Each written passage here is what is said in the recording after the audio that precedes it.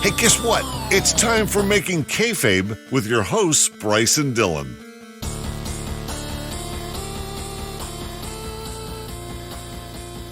Hello, everybody, and welcome to the Season 4 finale of Making Kayfabe. It's been a great ride so far. We've had a lot of fun. We've seen all sorts of different things. We rebooked all manner of crazy different scenarios. Having me, Bryce, it's been great.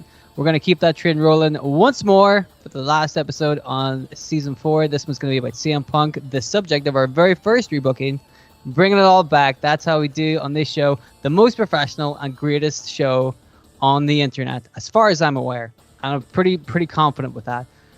Guys, like we said, this is the Season 4 finale. If you guys want to stick around for the rest of the show, we'll have a big announcement about the future of the show.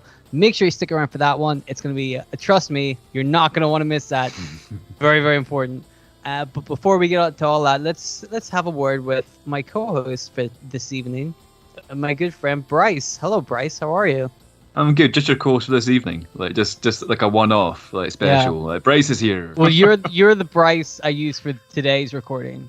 The other it's Bryce like a different is, Bryce every time. Yeah, exactly. Yeah. You don't remember because you're only on this one, of course. And as usual, after the recording, we'll have a great time. We'll share a pint, and then I'll take you around the back of the house and shoot you in the head. And then next week we'll have a new Bryce, and the whole system continues again. That's it. The laboratory sends another Bryce, and that's kind of how it works. Yeah, that's how I keep coming with all these new ideas for rebooking. It's just because I'm a different person every time. Yeah, exactly. I wait till the Bryce I have just runs out of ideas, and then I'm like, you're no good to me. Do you know what I found out today? Do you know something interesting I found out today? So today's booking is on CM Punk and the Straight Edge Society. Yes. This booking is going out on the 3rd of August. Making Kayfabe first reached the airwaves of podcast apps on the 4th of August to 2020. So also doing CM Punk. So yeah, 1 year later, here we are with a lot more listeners than just me and you. It's awesome. Like it's really cool to have you guys along for the ride. So thank you for listening to this. And we're gonna keep up the awesome rebooking. And it's now Dylan's turn to rebook CM Punk. So that is amazing that we've been doing this for a year. That's a year. That's basically a year now. Yeah, just under a day. Wow. Yeah. But that's it. A whole year's worth of shows. It's been a blast, man, hasn't it? It's been great. It's been wild. Yeah. It's been wild to see it all grow and get all these new listeners on board and listening to our stuff. And we're talking about how we got 10,000 downloads a few weeks ago. Now we're at 12,000 downloads. Wow. It's just, it's absolutely incredible. And just huge thanks to you guys listening to this. You're the people who keep us going. We love doing this, but it's you really motivate us to get these out every week. And just thanks for your support, folks. You guys are awesome. Well, speaking of the Kayfabe community, why don't we hear from the Kayfabe community themselves, where they have a couple of comments that they want to make about the Straight Edge Society, which is going to be the topic of today's show. How about we get a few comments from those guys? What do you think, Bryce? Fuck yeah, let's do it. Fuck yeah. All right, well, we got one from Pondo at Pondo Knows Best. Pondo. Good old Pondo. Pondo does know best. He does or doesn't? He does. Yeah, he does. Definitely. Every time I'm thinking who knows best, it's usually Pondo. It's usually Pondo. He's got a good 80% track record. Oh, at least 80. Yeah. Yeah, I mean he's pretty good. So he says this is one faction they completely dropped the ball on, but I'd be interested to see where you guys go with this. Dude, seriously, right? Whenever I was writing the history for this, you're like, oh boy, and we know I've had some really good histories this season. Yeah. We're like, what's the history of Titus O'Neil? Well, one time he turned up. Sometimes you write the history and you can't believe what you've been given. The history for the Straight Edge Society, it's one of those where you're like, I don't know if this is how you build up a successful team. But we'll get to that. Don't worry about that. Do you know what? About the history, we'll obviously go into this, but I don't have much of a memory of the Straight Edge Society. Now, I was watching wrestling at that point, but I don't remember too much about the actual faction itself. So, that maybe says something as well. The fact that nothing really memorable happened with the faction. So, yeah. Well, you know what? That's perfect because Ryan, the certified wrestling fan on Twitter at Full On Shindig, says pretty much the same thing. He says, this is one of those things where I distinctly remember seeing the Straight Edge Society live on TV, but I don't remember anything about it. And that's exactly what you said. You remember them. You remember them shaving the heads. You remember them being a group, right? Yeah. But you don't remember them ever doing anything. I vaguely remember CM Punk in a mask. That was around this time, wasn't it? Yeah. And the reason you don't remember them doing anything, well, there's a good reason for that. The reason I think you can probably guess. They didn't do anything. They didn't do anything with them. Yeah, pretty much. It was wild. Jeez. But that's the WWE for you, you know. We'll get to that again. CJ Palmisano, Hey! good friend of the show at CJ_1214, says no one brought more heel heat to themselves like the Straight Edge Society did. Punk wanted to be hated, and he remembers seeing Punk spit in a kid's face at a house show, and then he made fun of him for crying right after. If that effective right? heel work. you gotta admire the balls on that guy, right? He spit in a kid's face. And then made fun of the kid for crying. And then made fun of him. That guy knows how to get heat, right? Yeah. I mean, yeah. There you go. What a character the CM Punk guy is. So CJ, don't worry about it. We're gonna do that. We're not gonna do that. That's not in the rebooking. We're not gonna spit in kids' faces there. CM Punk is not gonna be spitting on kids, or is he? You'll only way to find out is to stick around. You know. I want to give a little shout out to at Taylor M Gaming. We talked about him on the show before, I think, for guessing. Yeah, so he guessed the Straight Edge Society. We've also got Sir Lister 666, CJ, who we mentioned, Python_2014, Athletic Foe, those guys again. Who we got here? Game Breaker Studios at Real GB Studios, the Alpha Omega at Chris Requiem, but there's like an X in the middle of it. Thanks for giving me a really good, easy username to read out there, guys. And also WTF TR, WTF on Instagram. You guys all contributed and guessed the Straight Edge Society. We really appreciate you guys playing along and having some guesses and talking about this because, it gives us something to talk about too. So thanks a lot, guys. Really appreciate it. That was really cool. To everyone who didn't guess Straight Edge Society as well. It was a lot of guesses. A lot of guesses. This was like almost a record breaker for guesses, yeah. So almost as much as the Zombie Lumberjacks. So yeah. Not on YouTube. No. It's breaking no records there. Yeah. So although I guess clearly we're gonna have to do the new Nexus and the Core at some point because those are definitely. That's maybe a season 5er right there. There's some seriously popular guesses. People even just the Nexus, even just the freaking Nexus, like not even the new Nexus, the Nexus. They're due a rebooking, but today Straight Edge Society. Exactly. Well, do you want to go into a little bit of history of the Straight Edge Society before we get stuck into the rebooking? Yes, because I'm really intrigued about history and see what I actually do remember and don't remember. So, let's go for it. Let's hear about the history of the Straight Edge Society. Hell yeah.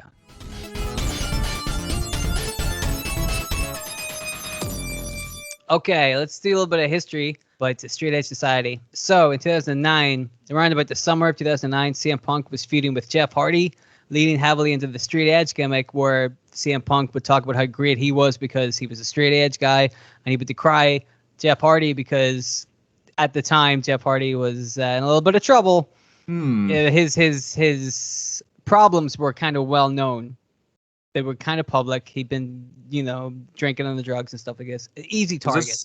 Was that before or after the TNA thing? I think that was before the TNA thing. Right. Because he was in TNA at some point before that, but that wasn't the big push. Yeah. So, it turns out... like you mentioned that. I think things are already coming back to me now. Like, just when you said that, I remembered CM Punk coming out as Jeff Hardy, dressed as Jeff Hardy. And like, he did, almost fooled everyone as well. Like, I remember that. That's a really cool thing. That was amazing, know. So you can see why this would work perfectly against each other. They're real. It was because of this feud. Well, I don't know if it was because of this feud, but after this feud, Jeff Hardy left the WWE, supposedly to take a break from wrestling, but then just went to TNA, and that thing happened that you're thinking of. So obviously CM Punk was 100% correct. Yeah, he saw it coming. Yeah, and I think after Hardy had left, that's when Punk came out dressed as Hardy because everybody's like, he didn't leave at all, and then it turns out he had left, and it was CM Punk. Nice. What a fucking villain! And then he spits in a kid's face, and then makes fun of him for it. Yeah, live on TV. He fucking Yeah, idiot. Why are you crying? Oh, Yeah, a baby. Have another beer, baby. That's because babies love alcohol. Anyway, after CM Punk won the feud against Jeff Hardy, he wanted to go further and prove that the street edge really is the best way to live your life. I mean, he proved it against Jeff Hardy, but he wanted to prove it even further. So he would try and do like interventions on some people backstage. I saw one where he tried to convince R-Truth not to drink anymore. And I'm like, okay, really hitting the high notes right here.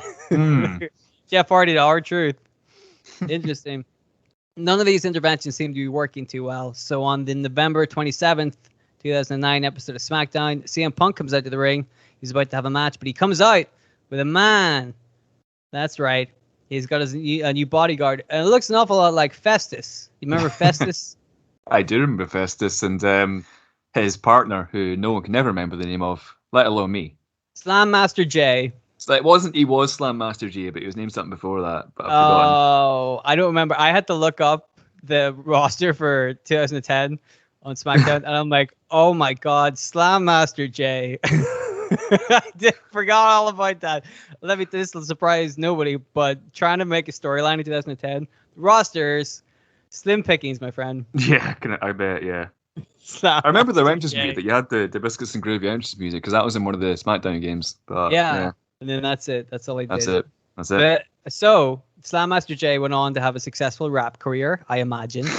And Festus, who was a big bumbling kind of idiot, they didn't really explain what was the problem, but he was an idiot. And when the bell rang, he would suddenly turn into a wild man. He beat everybody.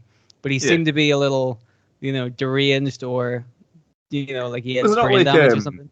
Was it not like the of Mice and Men kind of thing, like Lenny from Mice and Men? Is that not what he's meant to be? Like he's the big kind of the big dude who's maybe not too smart, and you've got a little guy who kind of guides him along, kind of thing. Like maybe is that not what they're going for? I think so, but they didn't ring the wrestling bell in of Mice and Men, and then Lenny goes crazy and kills everybody.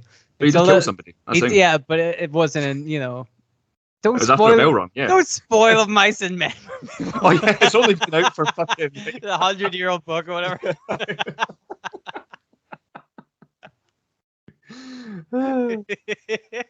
With spoilers, we have to put spoilers up. Everyone knows, surely. I read it in school. I haven't even read it, but I know I've heard the story. So anyway, the point is, Festus comes out with Punk, but he doesn't look like brain damaged or whatever. He comes out looking like a normal dude, like he's gonna fucking kick ass, and he's now Luke Gallows. So CM Punk comes out and he explains that he's actually been helping Gallows for weeks now, because as Festus, Gallows was addicted to drugs, and that led him into turning into a lethargic state, and that's the explanation why he was so strange and problematic, is because he was all drugged up, and his friends and his family, Slam Master J, would just encourage it because it would help them win matches. Wow, that's a good explanation. Explanation, yeah, exactly. Like it's in WWE these days, they would bring him out and not mention it at all. So they give him a mustache and just it's a different guy. Right? Yeah, exactly. Totally different guy. Yeah, Festus' brother or something. Yeah. But here, Punk is like, no, because of my intervention, now he's clean. The guy in front of you is he's cleaned up his act. He's a totally different man, and I've done that. I've changed him for the better. I like that. And it is really cool, right? And then right after that, because it's CM Punk, he starts telling everybody about a new drug that's coming out that's gonna just it's really. I don't think you know what the punchline is.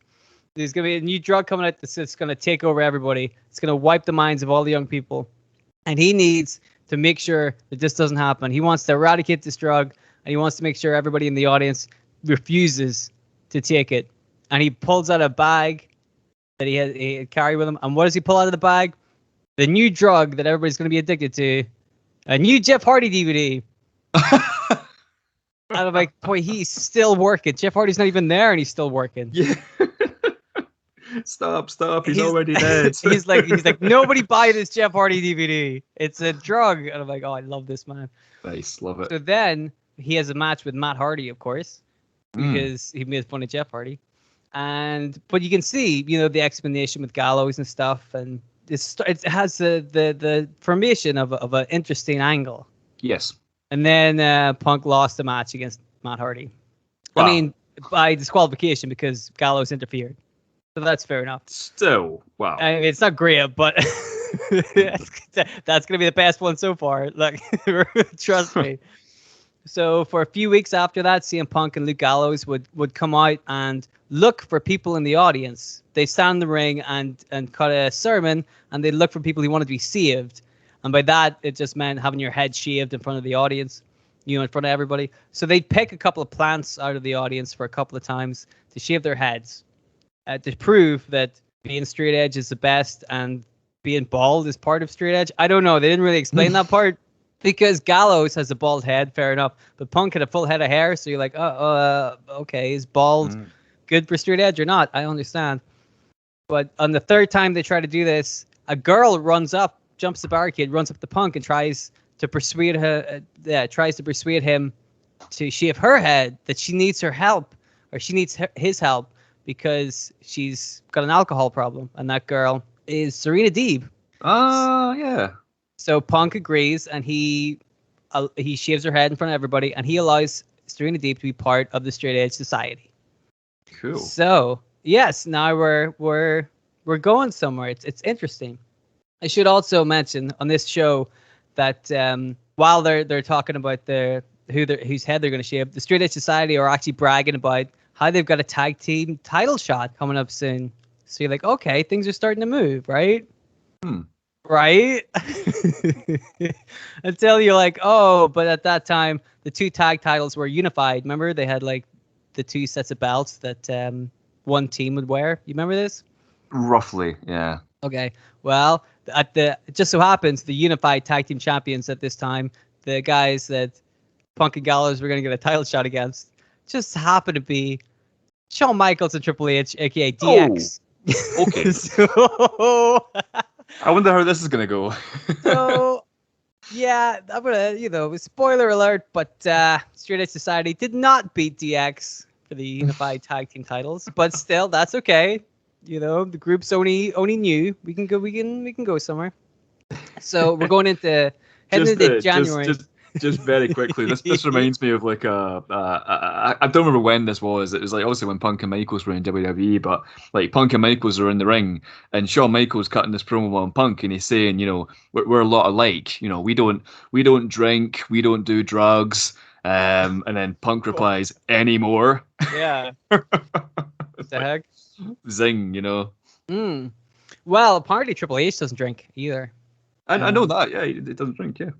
Yeah, so like they could have run an angle with Shawn Michaels and Triple H about the fucking Straight Edge Society. Triple H could have joined the Straight Edge Society. He shaved his head like fucking 5 years later or something. Well, they did a bit where Triple H kind of responded to CM Punk because, well, we'll get to this in a second. I'll explain that in 1 second. Before that, going into January, going into the Royal Rumble, remember the old NXT? Not the TV show that we watch, but when it was a competition? Yes. Well, I guess that was around about this time because CM Punk finds himself as a mentor to one of the NXT guys, Darren Young. So that's interesting. So, of course, Punk tries to convert Darren Young into the group, but Young runs off just as he realizes he's going to have his head shaved. And he's like, nope, see you later. So Punk's not so happy about that. This is going to lead on to the Royal Rumble. Now, this is a Royal Rumble where Punk came out and would cut a sermon in like the middle of the Royal Rumble. Do you remember this one? Yes, I do. He kept eliminating people and then he got like a minute to cut his sermon, yeah. Yes. So who do you think eliminated him from the Royal Rumble? Darren Young. No. Luke Gallows. No. That would be... Sure. Let me get... Look, I've got one. Yeah. Triple H. Correct. Yeah. Because Triple H basically said, hey, man, I don't really drink or do drugs either, but that's my choice, and people should be allowed to have a choice. And you're forcing people to do this, so fuck you. And he eliminates him from the Royal Rumble. But that's it. And you're like, you couldn't have ran an angle with Triple H and Shawn Michaels? What the fuck else were they doing? Yeah. Ridiculous. Anyway, so that happened. We cut to the elimination. Oh, spoiler alert, Punk didn't win the Royal Rumble. I just want to make that clear. Oh, man, we just spoiled off Mice and Men. Now we're spoiling fucking 2010 wrestling. The next 10 minutes is going to be me spoiling 2010 wrestling. So if you're not interested in that, just go watch the film version of Mice and Men, and you'll love it. We're going to go on to the Elimination Chamber. Punk starts to have a feud with Rey Mysterio because Rey Mysterio eliminated Punk from the Elimination Chamber match itself. This feud goes on for a while, leading up to WrestleMania. It includes a little weird segment where CM Punk turns up to the birthday party of one of Rey Mysterio's kids. Remember this one? No, actually. It's super, like, again, heel hate, unbelievable, because he goes up to the kid, I think it's Rey Mysterio's daughter, and starts singing happy birthday to her. And it's like the creepiest thing you've ever seen. I was going to say, that sounds creepy as fuck. It's so good. And you're like, this man could do anything. He could do anything. And you're just giving him a throwaway feud with Rey Mysterio. Ridiculous. So they have a match at WrestleMania where if CM Punk wins, Rey Mysterio has to join the Straight Edge Society. Okay. So, of course, Rey Mysterio won. Extreme Rules the next month. We have a match where if CM Punk loses, then he's going to have to shave his head. And CM Punk wins that match, although he gets some help from a mysterious hooded character who interferes. Ooh, who could that be? We'll find out later. So then, to finish the feud, they have one more match at the pay-per-view after that. And the stipulation for this is a combination of the two previous ones. If CM Punk wins, Rey Mysterio is in the Straight Edge Society. But if Rey Mysterio wins, CM Punk has to shave his head. Okay. So obviously, CM Punk loses. Now, I've been keeping track of how many times CM Punk has lost since this thing has started. Bearing in mind, he had a very successful feud with Jeff Hardy over the summer, right? Right. So now, that was summer of 2009. Round about November, he started the Straight Edge Society. Now we're getting into the middle of 2010. Has he won a match? He won one match against Rey Mysterio so far. It's not looking good for Punk, is it? So he gets his head shaved. Kian turns up to make sure that yes, I know, right? Kian turns up to make sure that CM Punk doesn't run away, and that Rey Mysterio. I'll explain that in a second. I know, it's just writing this history. I was like, none of this makes sense. I had to go back and connect so many dots. I'm like, what the fuck? So Kian makes sure Punk doesn't escape. A month later, at a pay-per-view called Fatal 4-Way, Punk is in a Fatal 4-Way match for the championship. It includes The Big Show, Rey Mysterio, who won the match and became the champion, and the current champion, Jack Swagger. Oh my god. CM Punk loses this match because Kian interferes again. Now, Kian has been interfering because The Undertaker was recently found in a vegetative state, as they say. Okay. And Kian wants to know who was responsible for that. And he obviously goes, it's gotta be CM Punk, right? Frick, CM Punk spitting in fucking kids' faces, putting people in vegetative states. Who is the single one person who could turn The Undertaker, who has killed absolutely everybody in the WWE for 20, 25 years up to that, 30 years up to that point, who's the one person who could turn The Undertaker, the most feared person in the entire roster, into a vegetative state? It's got to be that fucking no drugs guy, right? With a Pepsi tattoo. It's got to be that guy. Like, I don't know what the fuck was going on in 2010? Right? What the fuck? What? It's not over. Not over. So this leads to a match between Kian and Punk on a June 25th episode of SmackDown, where Punk legitimately got an arm injury. So excellent work on this. The Punk's off for a couple of weeks. Now Kian is still hell-bent on getting CM Punk. Serena proves that Punk wasn't the person who did that because they have CCTV footage of the day that whatever the fuck happened to Undertaker, of a bar where Serena has went back on her promise and is drinking in the bar. Oh. And so the Straight Edge Society turn up to the bar and trash it. This is all in the CCTV camera footage, which again is a really cool idea. Yeah, I like it. Yeah, so they trash the bar because they're pissed at Serena. And that proves that they were at the bar at that time and not beating up The Undertaker. Like, that's really cool. There's a lot of cool stuff in this storyline. And there's an awful lot of not cool stuff in this storyline. So Punk is angry at Serena. Kian's like, oops, sorry, see you later. Just my bad. Yeah. So he's going to bully somebody else, I guess. So now, of course, because there's no roster left, the Straight Edge Society pick a fight with the Big Show. Why did they pick a fight with the Big Show? I have no idea. So at some point, the Big Show is qualified for the Money in the Bank pay-per-view. CM Punk, of course, is injured. He couldn't qualify, so I guess that's the reason. And the Straight Edge Society start making fun of the Big Show. The Big Show retaliates by beating up the Straight Edge Society and taking off CM Punk's mask, which exposes him. And Punk's not happy with this, so now he's like, we gotta get the Big Show. So now we get the 23rd of July SmackDown. The Masked Man from before that we mentioned, who interfered in the Rey Mysterio match, he, representing the Straight Edge Society, is going to have a match against the Big Show. I wonder who's going to win this match. Oh, hey, it's the Big Show. He takes the mask off this masked guy, and it turns out it's Joey Mercury. Oh. Yeah, and there's, again, a guy who has had some problems in his real personal life with alcohol. Yeah. And it's a really... Again, it's interesting. These guys all make sense as to why they're in the fucking Straight Edge Society. Yeah. It's all really interesting, isn't it? I sure hope they go somewhere with this. So CM Punk's arm has finally healed just in time to come back right before Money in the Bank, where they all beat up on the Big Show. You know, Punk, Gallows, and Mercury all beat up on the Big Show. And, you know, this eventually goes on past Money in the Bank and leads to a match at SummerSlam. I did it. I got it in there. You didn't think I was going to go there, but I did. So now we're going to have a 3-on-1 match. Gallows, Mercury, and Punk against the Big Show. It's going to be no surprise to you to know who won this 3-on-1 handicap match. It was the Big Show. August 27th. Right after SummerSlam, Serena Deeb is released from her WWE contract, which is not a good sign. Nope. September 3rd, SmackDown. CM Punk is really annoyed that he and Luke Gallows lost a handicap match to the Big Show. Why are they pushing the Big Show? What is going on here? So after this match, CM Punk is very angry. He hits the go to sleep on Gallows and he walks away. The next week, CM Punk beats Luke Gallows, and then Luke Gallows was released shortly after that. So that's pretty much the end of the Straight Edge Society. So that's it, yeah. That's it done, yeah. Oh, Jesus. There's one more little moment I would like to talk about. September 19th, almost a full year to the day that they started the Straight Edge Society. September 19th, Night of Champions pay-per-view. CM Punk lost to the Big Show. I mean, what was the point of any of that? Jesus Christ. They made a group for this guy to get him over and had him lose almost every single, including multiple times to the Big Show in 2010. And then fired his group. Yeah, like what?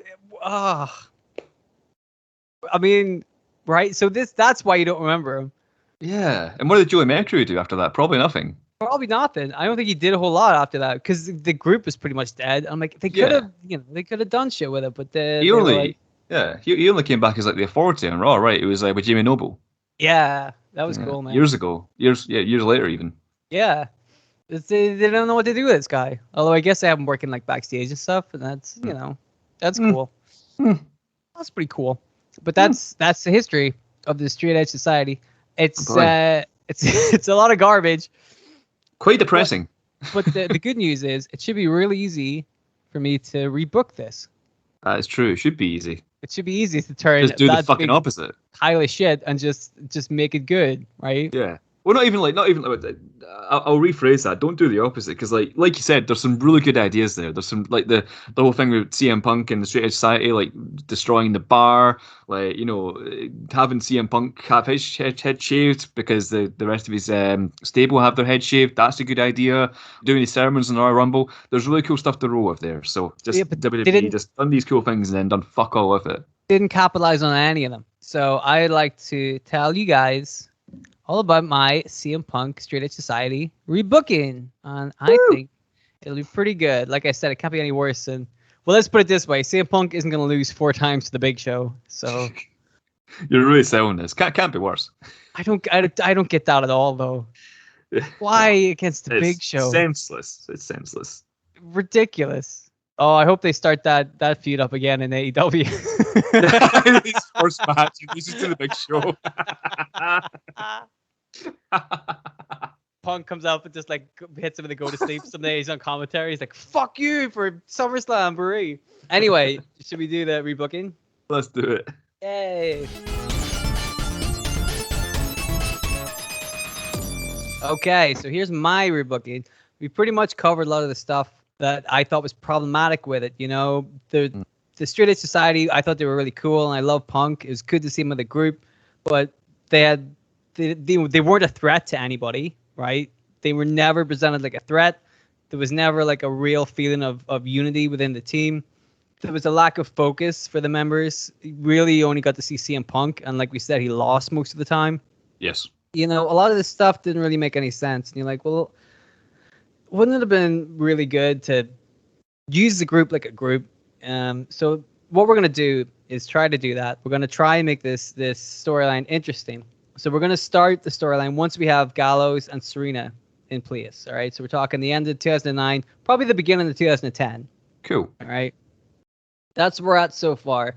We got CM Punk, Luke Gallows, Serena Deeb. That's the group. And a persuasive CM Punk, silver-tongued devil that he is, convinces DX, which is Shawn Michaels and Triple H, to defend their unified tag team titles against him and Gallows on an episode of SmackDown before the Royal Rumble. So DX accept because they're not pussies. And on the SmackDown before, yeah, I ain't no pussy. Like, please, Sean, calm down. So on the SmackDown before the Royal Rumble, we have the main event. It's going to be DX against the Straight Edge Society. Unified tag titles on the line. During this tag team championship match, the mysterious masked man comes to the ring and helps out the Straight Edge Society. So we're doing that now in January. We're not having that happen in, when did they do it? April or May? Right. We're doing that January. So the mysterious masked man comes to the ring, assists the Straight Edge Society. He causes them to beat motherfucking DX right before the Royal Rumble. So there you go. You've got CM Punk is still a main eventer at this point, but like it's a huge rub for Luke Gallows, right? Huge for him, but it also proves a point. Luke Gallows was in a tag team whenever he was Festus, and they didn't go anywhere. Yeah. But now CM Punk has cleaned them up and proven that the Straight Edge Society works. Cool. Once Luke Gallows has cleaned up his act, success is followed. All you got to do is put in the work, and you get the good stuff. Punk has proven that his what he's saying is correct. Yeah. So that's what's very important. You got to remember that. Plus, you know, like I said, getting the rub over DX is really important. So now we got some momentum going into the Royal Rumble. That's really interesting. I want to keep CM Punk doing the sermon during the Rumble. Yes. I think that's really funny and cool, and it works for the gimmick. And we're gonna have CM Punk and Luke Gallows try their best to overwhelm everybody in the Royal Rumble, but obviously they both get tossed out before they win. CM Punk lasts. That's a big show. Well, Punk lasts a pretty decent length, and then I would have Punk be eliminated by Triple H again, as in real life, because Shawn Michaels and Triple H, of course, were on Raw, but because they were the tag champions, they could be on either brand. Now that they've lost the tag titles, CM Punk is pretty sure he's not going to face any more repercussions from either Triple H or Shawn Michaels, so he thinks he's safe, right? So Triple H throwing Punk out of the Royal Rumble is just a way for him to get a little bit of measure of revenge. Sure, heat back, yeah. Yeah, and then they can both move on and do whatever the fuck they want. And we're going to have, much like in real life, Edge is going to win the 2010 Royal Rumble. So we're going to be on our road to the Elimination Chamber after the Royal Rumble, of course. So on an episode of SmackDown, CM Punk comes out and he cuts a sermon where he tells the world that he doesn't need any more recruits. He's been coming out here and looking for people to join his Straight Edge Society. And all he's been getting is jeers and the audience are just making fun of him. They're not taking him seriously. So he's not taking any more inductions into his Straight Edge Society. He doesn't need you people because he's got the full Straight Edge Society right here. And look at the results. Look at how different Festus is now that Punk has saved his life. Look at Serena. She's no longer slurring her words because of the booze. Now she's proudly standing in front of you all. Strong woman. You know, we haven't seen the masked man too much yet, but trust me, he's coming. The mysterious masked man. Mysterious masked man. Or for short. Mysterious masked man. Yeah. That ties back to his like Eminem days. Yeah, there you go. You can no longer call him the mysterious masked man, mate. You've got to call him. Every time anybody sees Jerry Mercury, you're like, like, hey, you want some beers? He's like, no, I don't want any beers. Straight edge. It's John Morrison then. John Morrison and Oh, that one's really good. Okay. So, yes, look at the results CM Punk has got. Now Gallows is one half of the Unified Tag Champions. Serena is eyeing her women's title shot. Cool. You know, the women's division is wide open. And CM Punk can help her get exactly what she wants. See, nobody else seems willing to accept CM Punk's help anymore. Just these guys. And that's fine. He's going to prove that Straight Edge is a success to life. And he'll prove it even further because what we're going to do is CM Punk, he's holding the Unified Tag titles, but he's going to invoke the Freebird rule to allow Luke Gallows and Mysterious Masked Man to be the tag team champions. And he introduces the Masked Man, brings him out, takes off his mask.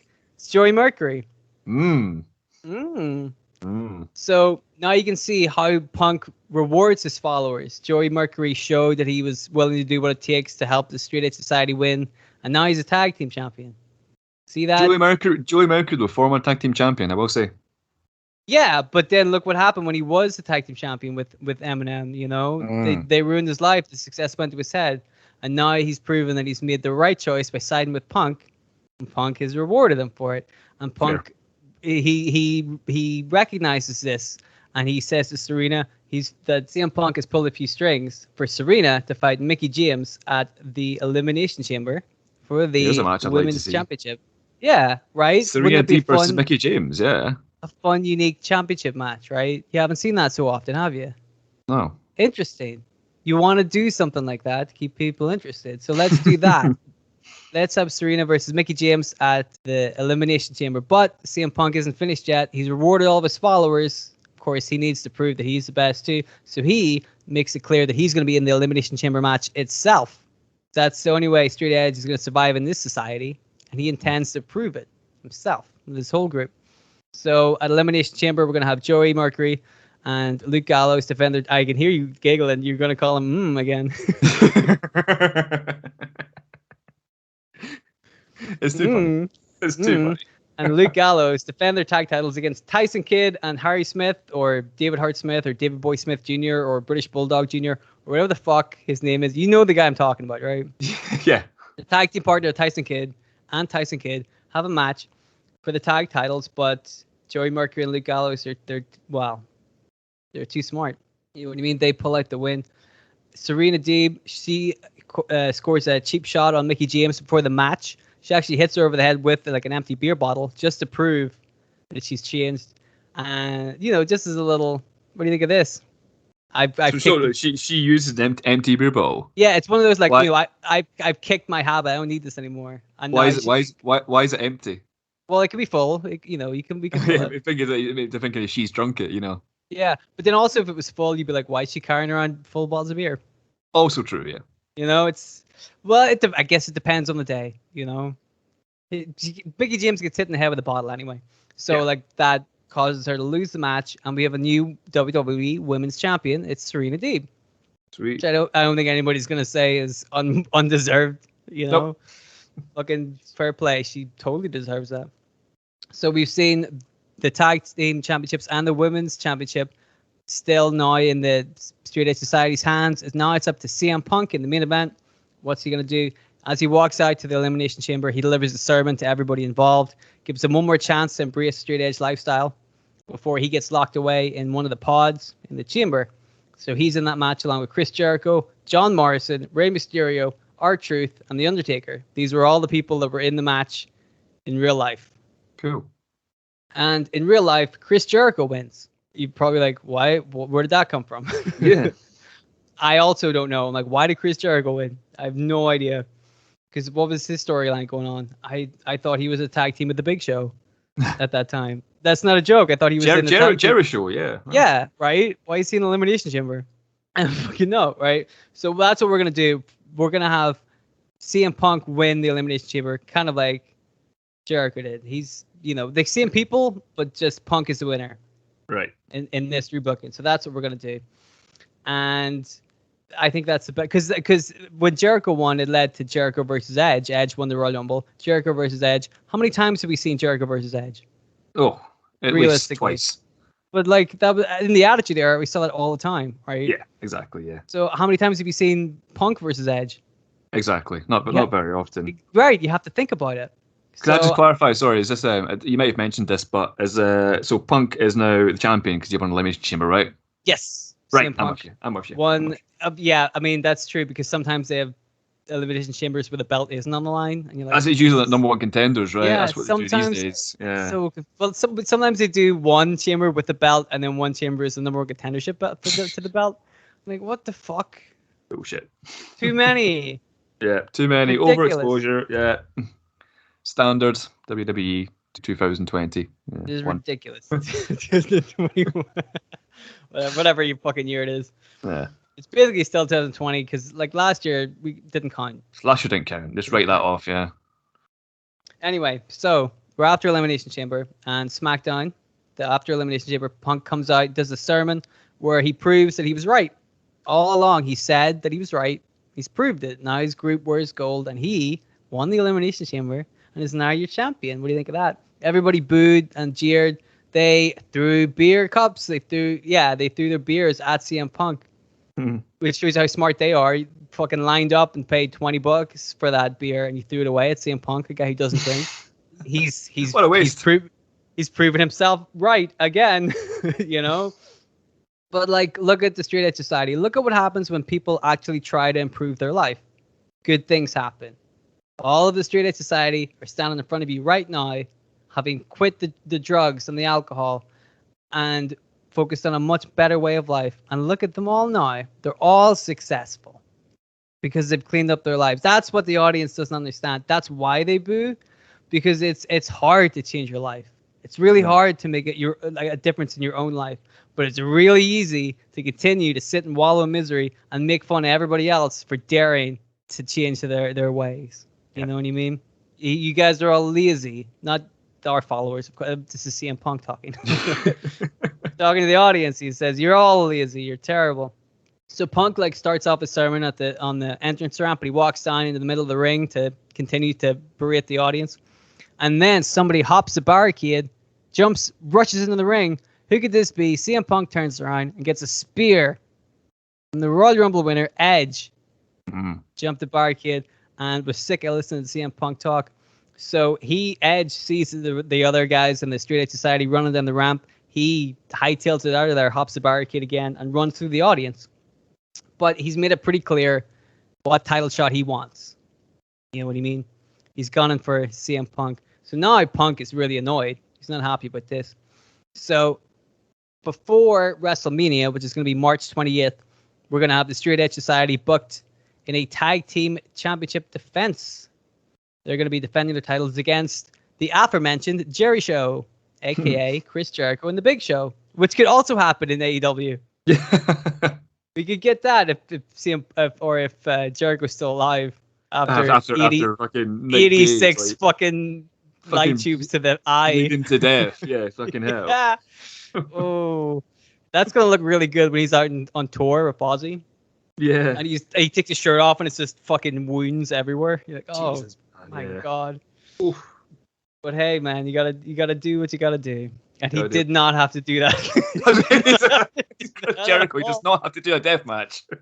He didn't have to do that at all. I don't know why he did that, but there you go. So, yes, the Big Show and Chris Jericho are going to be challenging for the championships. Now, CM Punk is frustrated about the Edge situation, and he wants to make sure everything goes right. He doesn't want any more slip-ups before WrestleMania. So, if in this tag team championship match, CM Punk takes the place of Joey Mercury, because Punk is unsure of Joey Mercury's devotion to the cause, right?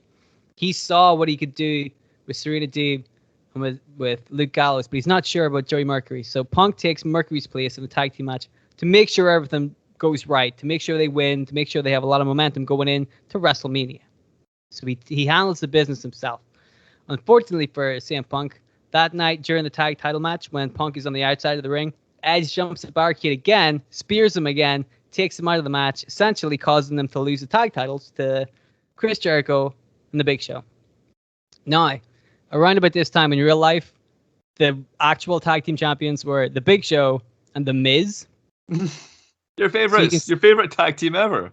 So you can see why I changed it to Chris Jericho. We're actually going to get the Miz and Dylan rebooking now. I ain't having no Miz in my CM Punk rebooking. I don't think so. So now CM Punk is hot, right? He's angry as hell, and now he wants Edge dead to rights. But he can't seem to find Edge because Edge keeps slipping through the audience like a slippery snake. So CM Punk comes out and he does another sermon right before WrestleMania. And he talks about how Edge is a coward. You know, he sneaks around and he hides. He doesn't fight like a man. And once again, this proves that being straight edge is the path to success. Look at Punk. He's not running away and hiding from his problems. He's out here right now. What CM Punk does, he exposes other people's weaknesses. That's what he did with Serena and with Luke Gallows and with Joey Mercury. He exposed their weaknesses and helped them overcome that. And we've already established the people in the audience, they don't like being told what their weaknesses are because they don't want to have to change it. And that's what Edge is afraid of. Punk is smarter than Edge, and Punk and Edge both know that. Punk knows what everybody's weaknesses are, including Edge's, and Edge doesn't want to have to hear it. All Edge has ever done is run and hide. If you look at his whole career, it's sneak attacks here and there. He's on top for a moment before he turns tail and runs away again. Is that the kind of champion you people want? You want to cheer for this guy who gets every single championship reign he's ever had less than a month before he turns around and runs away again, because that's what Edge is. Sneak attack. That's all he does. You people cheer for this man. It's further proof that alcohol rots your brains. Because if Edge is half the champion that he pretends to be, then he'd be out here face to face with Punk right now. Nice. So of course, Edge's music hits. He appears in the entrance ramp, runs down to the ring. They have a big pull apart. Referees have to fucking, yank him away. That's the closing image of SmackDown right before WrestleMania. The pull apart between Edge and Punk. It's simple. Cool. So, WrestleMania is coming up. We're going to have Serena successfully defend her Women's Championship in a rematch against Mickie James. And in this match, we're going to have Joey Mercury interfere again. Remember, he interfered before to help them win the tag titles. So now, Joey Mercury. But he doesn't have the mask on, so. So, what Mercury is doing is he's really trying to prove himself to the cause. What Punk had said before about being unsure of Mercury's dedication to the group, he really took that to heart, and he's now trying to prove his usefulness to the group, So he interferes in the Serena match and helps her win. Unfortunately, there's nobody there to interfere in his match. He has a rematch as well, him and Gallows against Jerry Show for the tag titles. But like I said, there's nobody there to interfere on their behalf. And Jerry Show, they experience Edge, and they end up winning the match. So no tag titles. And that makes Joey Mercury start to question his standing in the group once again. It also makes Luke Gallows start to question how good this group is, right? So you got those two guys with different opposing views, right? Remember that. So come the main event, this is a WrestleMania that was headlined by Shawn Michaels versus The Undertaker. So I could do whatever the fuck I wanted on this undercard because nobody's going to remember. Nobody knows. Nobody's going to remember, right? That's why I said, CM Punk versus Rey Mysterio was at this, and Edge versus Jericho. Nobody knows. No. Nobody remembers. So that's why I was like, well, at least why not just have Punk versus Edge? At least it's a fun, interesting new match we haven't seen before. So also, like I said, I can do whatever I want because Shawn Michaels versus Undertaker, And so that's what we're going to do. We're going to have Edge against CM Punk. It's going to be a wild back and forth. They're going to be brawling as soon as they get to the ring. They're both hot. And Punk manages to put Edge away and defend his championship due, of course, to some well-timed interference by Joey Mercury, once again trying to prove his worth to CM Punk. So now we've had Punk versus Edge at WrestleMania, which is like a pretty rare match. I don't think there's a whole lot of other times Punk and Edge would fight. Certainly not at like a WrestleMania or at a pay-per-view, which is bizarre. You would think they would fucking advertise a match like that. Yeah. They were like, nope, here's the Big Show. I'm sorry to sound like I hate the Big Show, but I'm just mystified as to why they put him so heavily in the storylines in 2010. Because again, nobody remembers. Yeah, not at all. If I said 2010 to you, you would not say, hey, that was when Big Show did really well. You know? That's why he was tag team with Miz and Jericho, yeah. Ugh, Christ. It was. I'm like, God damn it. Anyway, so we've had Punk versus Edge at WrestleMania. Pretty worthy WrestleMania match. Punk is the World Heavyweight Champion. Serena is the Women's Champion. She and Joey Mercury are both devoted to Punk, and they worship the ground he walks on. Serena is seen by CM Punk as like almost like an angel, right? She has listened to Punk, and she's followed what he said, and she's been rewarded for it, and she is like a perfect specimen.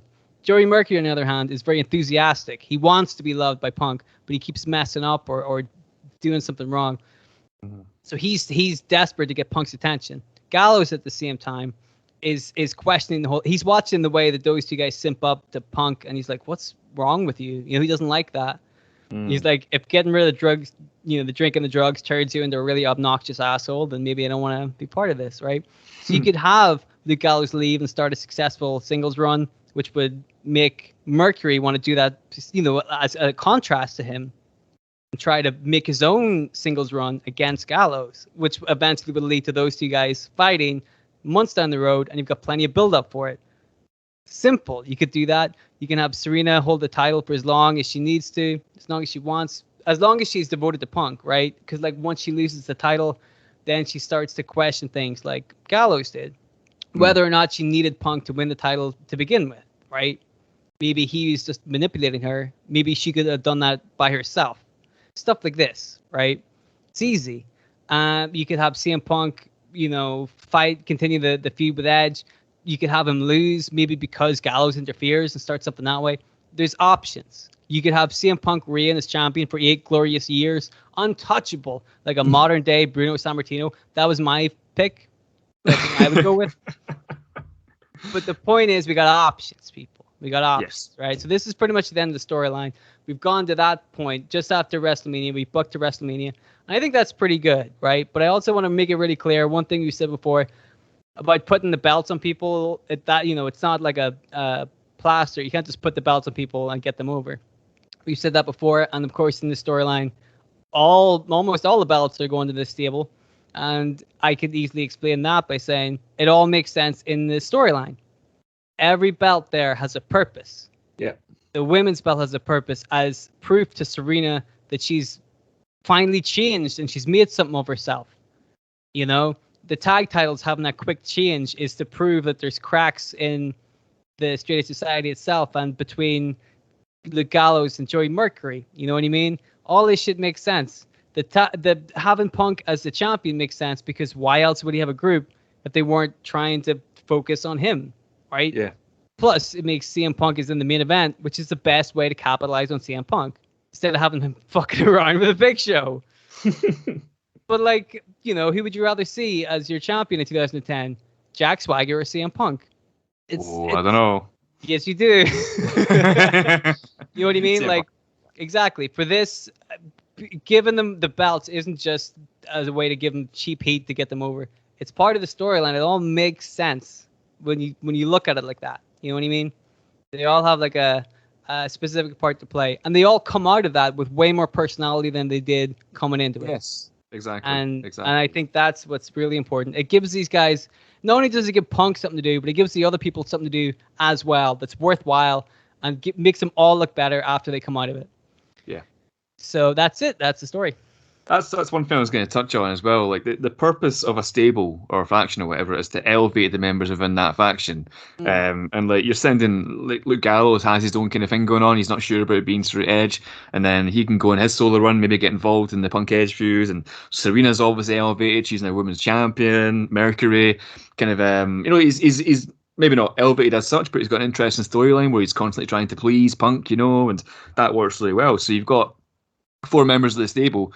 All of them have their own interesting kind of story to play out. So, you know, that's what you want from a faction. Right. You know, like, for example, like you look at Evolution and, like, you know, say what you want about Triple H, but like Randy Orton and Batista came out of Evolution looking like stars. So, looking like $1 million bucks, didn't they? Yeah. Yeah, exactly. So like, that's what a faction should do. It should elevate the members in the faction and make them stronger for when a solo run comes. Exactly, right? And that's what I wanted to do. Because like we said earlier, we touched on this. People remember the Straight Edge Society, but they don't remember them doing anything. And that's because they didn't do anything. Yeah. So they either had to like totally double down with the straight edge thing, which was really hard because like a lot of the other wrestlers, that shit isn't well known, right? Like, for example, CM Punk having a feud with Rey Mysterio and The Big Show. Like, do the Big Show and Rey Mysterio drink and do drugs a lot? Nobody knows, right? It worked with Jeff Hardy because that was well known. It was in the news. Yeah. But nobody knows that about the other WWE guys. So it's hard for that part of the storyline to work. So we need to focus on the main people that you have in the storyline as opposed to trying to convert other people, because that's just not going to fly. It doesn't make any sense, you know? But at the same time, like I think WWE, they gave you the building blocks for the story, because a lot of the stuff in this story is the same as what happened in WWE. With you kept the members of the faction the same. You got Joey Mercury in as a masked man. You got Punk kind of sermon at the Royal Rumble and stuff like that. You know, a lot of it kind of stayed the same, and like that's probably the frustrating thing about this whole angle that WWE booked. You know, they got some really good building blocks in place to make a really awesome story, but once again, they just not bothered, or bothered and then like gave up after a week. You know, yeah, exactly. Like they could have done this. Yeah, they could. It's not even like it's not even like going out on a limb for it. You know, it's stuff that you would think would be good to do. You know, and like WWE just for whatever reason didn't see that, and it's I don't know, man. It's ridiculous, isn't it? They're a bunch of idiots. Yeah, bunch of idiots. But no, man, like I love the whole story. It's a good way to kind of showcase Punk. You got him winning the title as well. Like he probably should have been champion if he's leading. If the straight edge society is going to be a big faction, like you've got to have the leader as some kind of world champion. Because what's the point in a faction being led by somebody who's just a mid carder? You know, it's not going to do anything. That's how you end up with fucking like the mess that was the Nexus. Jinder Mahal. The end with that shit. Like if it doesn't go anywhere, it's not going to go anywhere. But it's not just that they didn't put the belt on him, but like they didn't do anything with him. Like we said, he lost most of his matches, so nobody would even take him seriously as a heavyweight champion contender. Like you said, he just looks like a mid-carder because he can't beat Rey Mysterio and he can't beat the Big Show. He can't beat the Big Show when he's got two other people by his side. Yeah. Like, they clearly didn't have a whole lot of hope for it, and it didn't make him look like a legit main eventer, and that's shit they should figure out. Like straight after he had a feud with Jeff Hardy where he won the belt. Like, madness, and cut some of the best promos of his career as well. Exactly, and done some of the best angles of his career. Yeah, and they were like, nope, don't want him. No, don't care. But have you seen Slam Master Jay? And they were like, yes, we have. Thank you. Want to see more of him? Yeah. No, I don't think so. So yeah, dude, thank you very much. I'm glad you liked that little story. Yeah, man, a fitting finale to season 4. That was great. Yeah. You know what though? I'd love to hear a little story from you though. I'd love to hear it like really quickly, about 60 seconds or so, and totally improvised. That's what I'd love. Do you want to maybe like? Yeah, that's right. Do you want to maybe move on to playing some games? Specific game that I have in mind, a little game that you and I like to call Kayfabe Tombola. Let's do it. Yeah.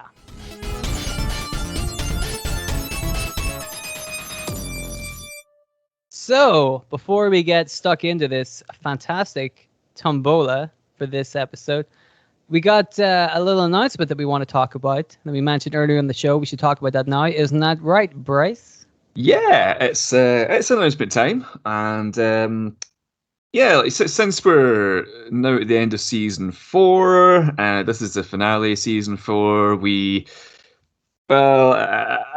I don't know exactly how to say this. It's an announcement about the near future of making kayfabe, and I mean, if only there was somebody who could make this announcement for us.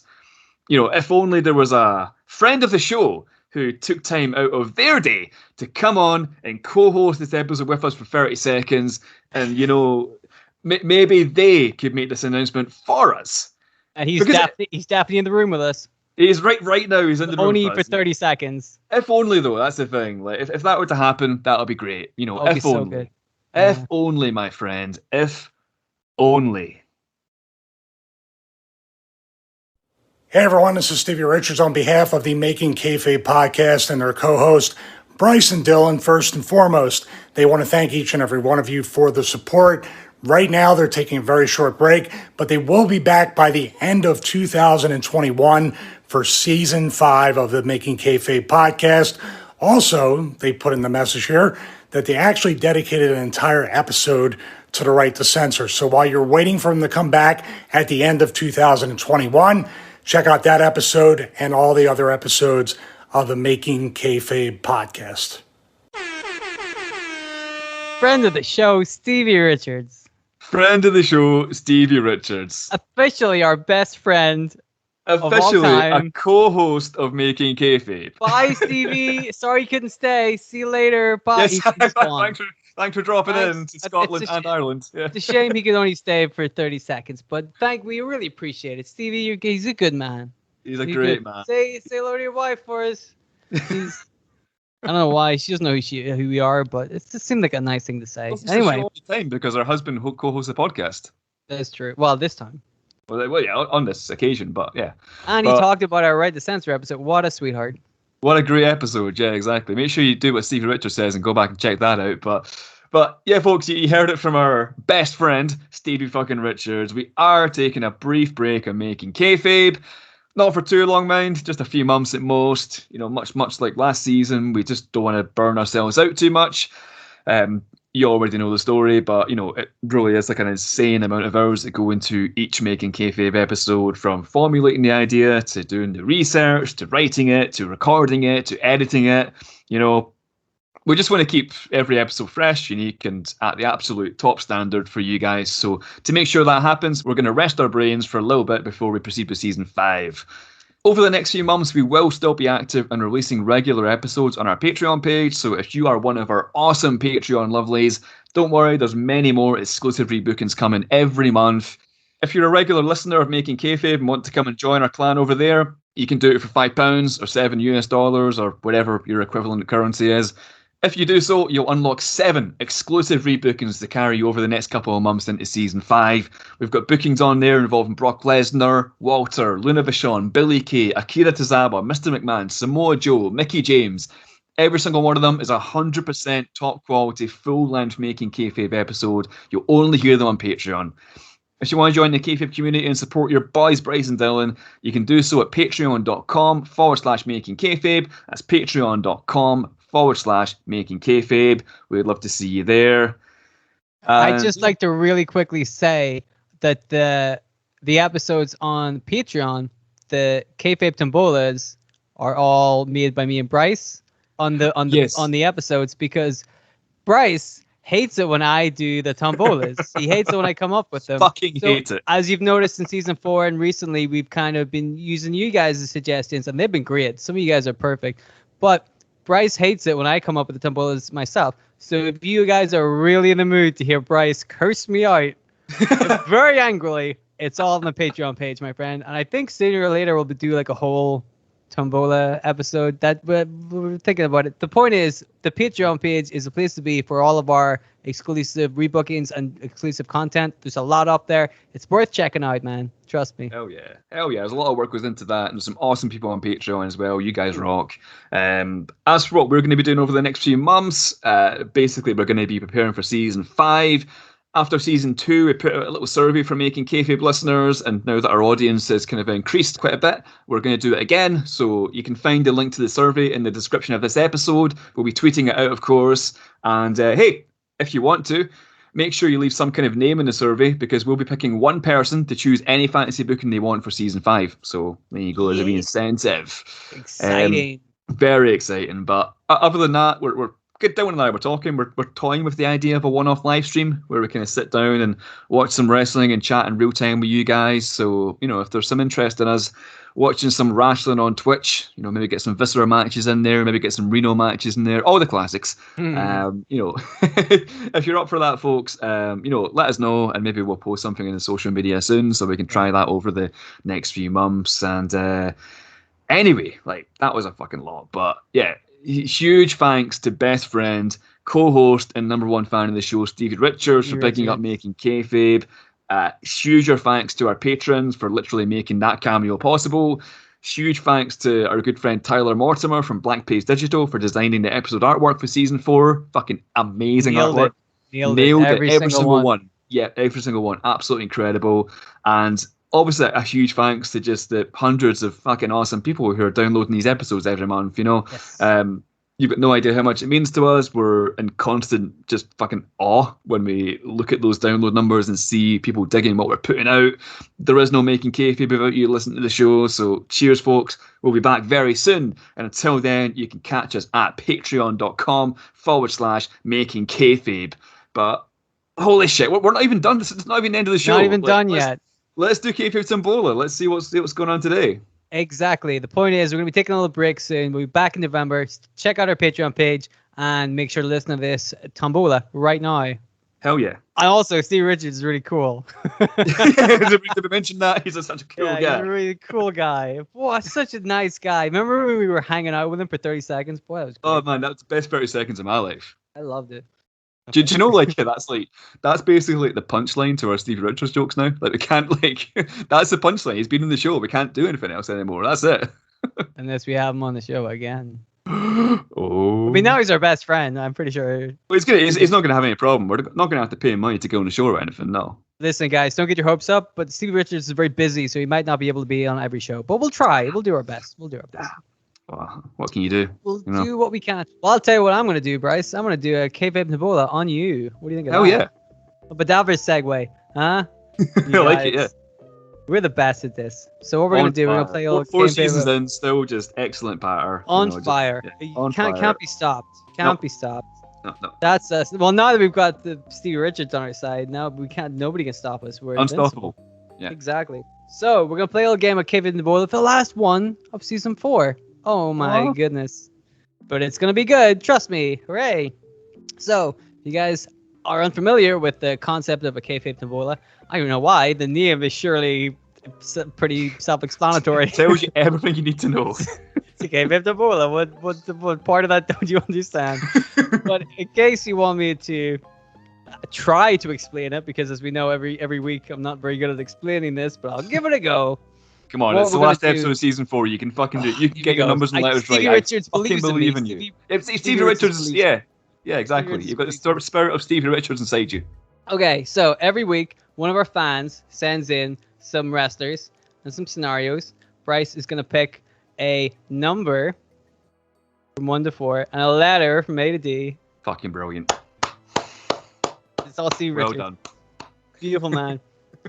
Then I will reveal the wrestler and the scenario he has selected. He will have 60 seconds to tell me, Stevie Richards, and everybody else in the Kayfabe community all about that wrestler and that scenario. It couldn't be simpler, especially the way I just described it. So, today's episode has been sent in by @Flash_Jamirez on Twitter. Thank you very much. Yeah. Lovely to see you supporting the show. We'll give you a little shout out, so I hope you're doing well. Because Bryce, he's always guessing in the kind of weekly guesses. He's always there. He's a good, cool guy. Yeah.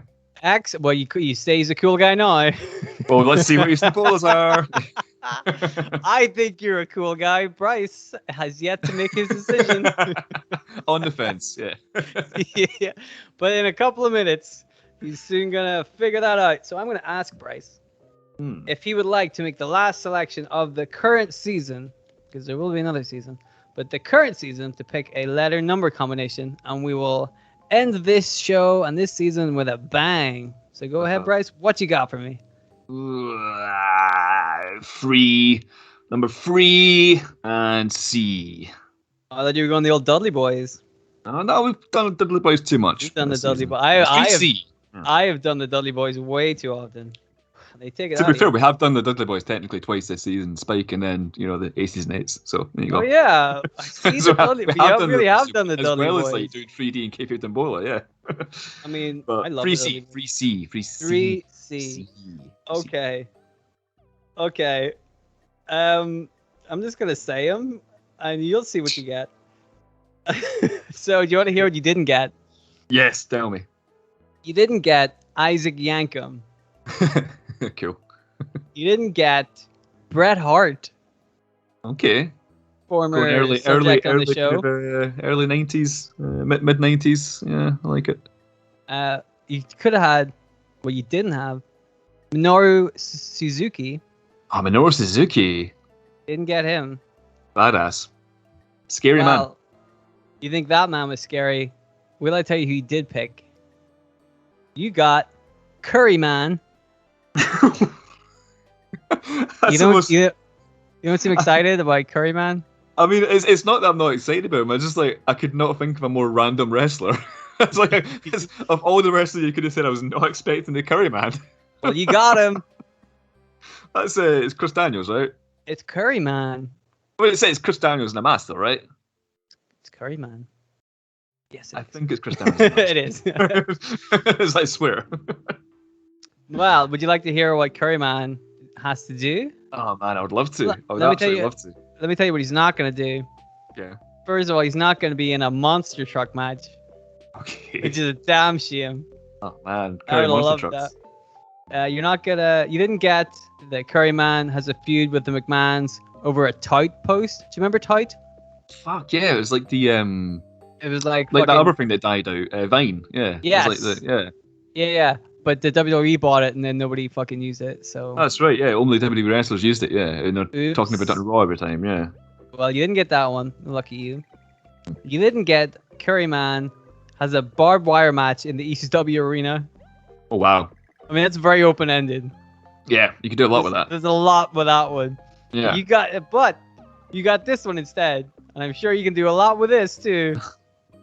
But you got the Curry Man, who isn't Chris Daniels. He's a totally different man, and this is all this says. So you can interpret this the way you want.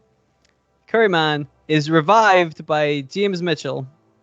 Oh wow. That's all that says. So you can tell me exactly how you interpret that for yourself. I'm very much looking forward to this. James Mitchell, very, very evil man. You remember James Mitchell? Yeah, I remember. Father James Mitchell, right? Yes, he was. He was in ECW as well. Yeah, that's wow. right. Yeah, and he was in TNA for a bit as well. Was he managing Abyss in TNA, right? He was managing Abyss in TNA and a couple other people, and then Was he not managed... Abyss's dad or something? Is that not? Oh my how it god! turned out? No, just like Paul Bearer. Yeah, I swear he was that's Abyss's dad or something like that, or stepdad or something. Yeah. I don't know about that. He was with Jerry and Mikey Whipwreck in ECW. Oh really? Nice. Yeah, that was great, dude. You want to check that out? Yeah. Because Tajiri in ECW is fucking. That's gonna be a watch along at some point. Oh, dude, I would love to do Tajiri in ECW. Tajiri and who was it? They used to do like loads of triple threats. It was like Crazy. super crazy. Tajiri Nunzio. and Nunzio. Look, Guido, yeah. Yes, we gotta watch that shit because it rips. Anyway, Fuck you're yeah. getting off topic here. You're talking about Nunzio instead of start talking about Frantically Curry write Man. down some ideas for this Nambola, yeah. It's easy. You're gonna have a whole 60 seconds to tell me and the Kayfabe community and Stevie Richards, of course, our new best friend, all about Curry Man being revived by James Mitchell. I mean, we all know what this means. I've we've said this before. I've sort of got something which is good, Yes. so we can always build off that. So I've got bullet points. Let's just see where this fucking goes. Excellent. Well, then I'm going to count you down from 3, and then I'm going to press start, and you're going to have 60 seconds to tell us all about this story. Are you ready? Sort of. Excellent. That's the spirit. All right, here we go. 3, 2, 1. Let's hear it. All right, so James Mitchell is extremely evil, and he's actually recently has developed such a taste for Indian food since retiring that he wants to come back to wrestling with an Indian food-based wrestler at his side. So Christopher Daniels isn't doing too much right now. SCU split up in AEW. Frankie Kazarian's doing his old vigilante thing. So James Mitchell has an idea. He's going to call Christopher Daniels up, and he's going to say, "It's time to put on the mask again." So Daniels agrees, and Curry Man is reborn. So because Mitchell was extremely evil, we're basically going to have an extremely evil version of Curry Man here. So so evil. And you know what's the most evil Curry? It's Vindaloo, of course, Vindaloo Curry. So Curry Man returns as the Vindaloo Man under the control of James Mitchell, who is using some kind of weird magic to control him. So he's actually the voodoo Vindaloo Man. And let me tell you, he's got some spicy wrestling to bring to the independent circuit. So yeah, voodoo Vindaloo Man returns to the wrestling independent circuit and wins every match by throwing Curry. Just wins. Just wins. That's it. Wins. Full stop. There you go. So, Everybody. Let me tell you this, Bryce. We're 4 seasons in. Everybody at home were like, I don't think he's going to be able to do it. No, I of course, I believed in you. I've been with you this whole way. I believe in you. So I was like, of course Bryce is going to do this. And then, but the people at home were like, I don't know if he will. Then you did it. Fucking nailed it. That's it. I think it's about time we spoke about Voodoo Vindaloo, man. Exactly. It's been 4 seasons. It's about time we brought him out. It's definitely real, and we're sick of being haunted by this guy. We need to talk about it. He's spooky. Oh, so spooky. Yeah. I can't. Just as soon as you do the oh yeah, like I can feel it when I'm doing the yeah, like you can feel the back of your throat. That's why we're taking a few months off. Just too much Macho Man impressions. We did too many Macho Man. We did them all in one episode and it fucked us up. So we need to. Oh, dude, I remember that. Yeah, Macho Man Spooky House. Yeah. There you go. Thank you very much, Flash Jamirez, for that lovely Kayfabe the Bowl. I'm sure. Yeah, that was all right. I'm a fan of you, Flash Jimenez. Thank you, dude. There you go. We did it.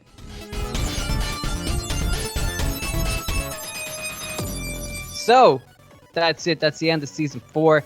It's been a blast. Like we said, season 5 it'll be here before you know it. But we need to just take a little bit of time to recharge. Some of these storylines can be a little bit hectic. We really put a lot of thought, time, and effort into them because we want to make them great. We really do our best for you guys. So, I'm sure you guys won't begrudge us a few months to kind of rest. But like we said, our Patreon page, patreon.com/makingkayfabe. We still have plenty of rebookings up there. And during our downtime up until November, we're still going to be putting stuff up on the Patreon page. No, don't worry about that. That's not going anywhere anytime soon. So there'll always be more rebookings on that and other kind of content on that page. You want to check it out. If you can't check it out, that's fair enough. Money's tight these days. But have a look at our Twitter page and our Instagram page @MakingKayfabe. Send us DMs there. There's always stuff going on there. You guessing games and fun little things. It's a great time. It's really cool to see the little society, a little Kayfabe community running out there. It's really neat. And if you want to send us your own tombolas, you can do that makingkayfabe@gmail.com. We love getting these emails. It really takes some of the pressure off, like we said. And it's just fun hearing from you guys. So we really appreciate all of this. We have had a blast for season 4. Season 4 has been great. Yeah. Some awesome rebookings in season 4. I had a lot of fun. A lot of fun tombolas from people that you guys have sent in. Some of them have been just insane. We've had a really good time, and we've seen Stevie Richards. I mean, all our dreams have come true now. I don't know what else. Who'd have thought? Like after 4 seasons, we would finally meet Stevie Richards. I'm still buzzing about that. That's amazing. So we just want to say thank you very much, guys. You're the best, and you're responsible for all of this. It's because of you guys that some of this stuff happened, and it's amazing. So thank you very much. We love you guys. We want to tell you to keep staying sexy awesome. And I guess that's it. We're going to say, oh, yeah! Thanks for spooky! To our podcast. We really appreciate you guys. We'll be back soon. Before you even know it, check out our Patreon page for more rebookings. In the meantime, I'm going to pass it over to Bryce. Anything else you want to say before we wrap things up for this season? Not at all, folks. Just thanks for listening. We'll be back soon. We'll be on Patreon constantly, so come and say hey. And if not, then we'll see you in November. Exactly. Make sure you stick around our Twitter page to make sure you stay up to date with everything going on with our show up until we come back in November. Very, very important. And that's it, guys. Thank you very much for listening. We really appreciate you. And we'll see you soon. So take it easy. Cheers. Goodbye.